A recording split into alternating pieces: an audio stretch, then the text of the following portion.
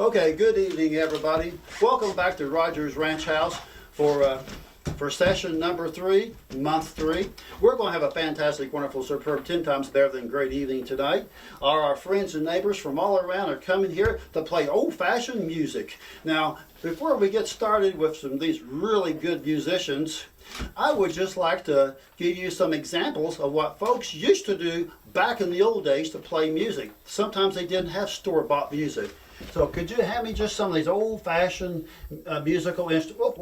I personally have seen people at church before play a saw blade, and it was absolutely beautiful. I don't know how they did it, because I've tried a little bit, and I'm not very good at it. Well, I can't do it at all. But I have heard people play saw blades, and they were phenomenal. Okay, also, I've seen people do the spoons. You know, you eat supper, and you just, and Ma, we ate supper, and then we just put these spoons together, and then we just start playing them for musical instruments. That's what the people used to do. We played the spoons. They could take almost anything they wanted to and make music out of it. Okay?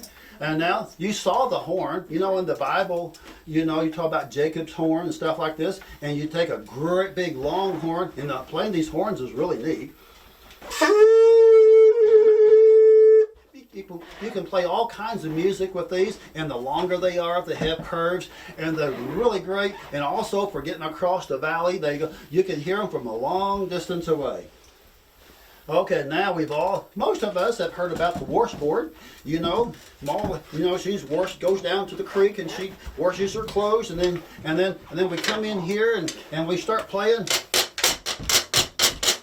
You know, we can really play some great music on this washboard. That's the neatest thing that ever was. And there's also jugs, and there's all bottles and all kinds of things that people can do. Now, I would like to tell you a little personal story about this little piece of clay. There's a story behind this. I was given this piece of clay 42 years ago. I had no clue what it was.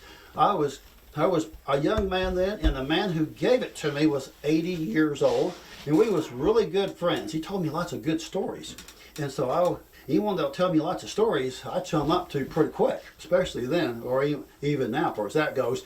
He said, "Roger, my dad gave this to me, and I want you to have it."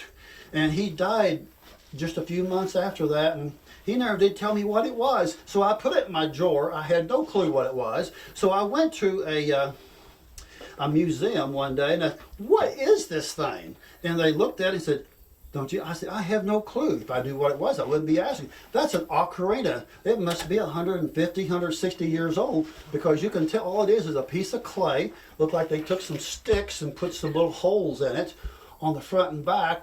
And so, since we're doing old-fashioned music, I thought, I've been challenged this week. So I've taken it out every evening for the last several days, and I've just been practicing on it. And so I'm not very good on it by no means. It's not the greatest sounding musical instrument. It kind of sounds like a flute, but I'm to the point now, if I hear a tune, I can repeat it back. So I like to do things by ear. So let's go, and so I want to do when the troops go marching in, when the saints go marching in, and I hope and pray that, if you're a born-again child of God, the Bible says you're a saint. So one of these days we're going to go marching into heaven, and that would be a great day. So just remember that.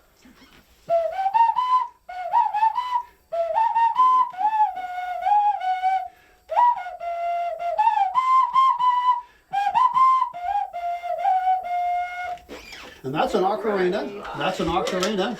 And you know something else you can always do? You can always play your hands. How about Amazing Grace?